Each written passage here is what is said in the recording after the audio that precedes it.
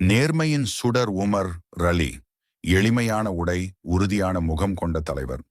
நண்பர், வெளியூரிலிருந்து வந்த பயணி இருண்ட அறையில் ஒரு சிறிய மெழுகுவர்த்தி மட்டும் எரிந்து கொண்டிருக்கிறது.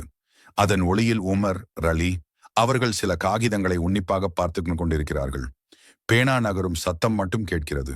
கதவு தட்டப்படும் சத்தம் கேட்கிறது. உமர் ரலி நிமிர்ந்து பார்க்கிறார்கள். உமர், யார் அது? உள்ளே வாருங்கள். நண்பர் உள்ளே நுழைகிறார். பயணக் களைப்பு அவர் முகத்தில் தெரிகிறது. நண்பர், அஸ்ஸலாமு அலைக்கும் யா அமீருல் முஃமினீன். நான் உங்கள் பழைய நண்பன் வந்திருக்கிறேன். உமர் ரலி முகம் மலர்கிறார்கள். ஆனால் அவர் பேசத் தொடங்கும் முன் மேஜையில் எரிந்து கொண்டிருந்த மெழுகுவர்த்தியை தனது விரல்களால் அணைக்கிறார்கள். அறை இருட்டாகிறது. நண்பர் அதிர்ச்சியுடன், உமரே, ஏன் அணைத்தீர்கள்? என் முகம் கூட உங்களுக்கு தெரியவில்லையே.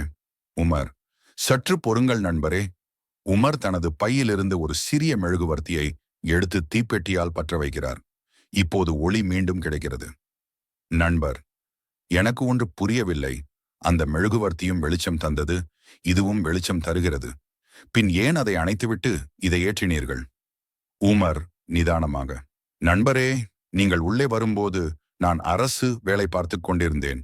அந்த மெழுகுவர்த்தி மக்களின் வரிப்பணத்தில் வாங்கியது. இப்போது நான் உங்களிடம் பேசப்போவது என் சொந்த நலம் பற்றி.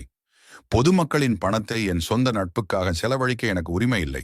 இது என் சொந்த பணத்தில் வாங்கிய விளக்கு. நண்பர் மனதுக்குள், ஒரு சாம்ராஜ்யத்தின் அதிபதி ஒரு சின்ன மெழுகுவர்த்திக்காக இவ்வளவு யோசிக்கிறாரா? இவருடைய வெற்றிக்கு இதுதான் காரணமோ?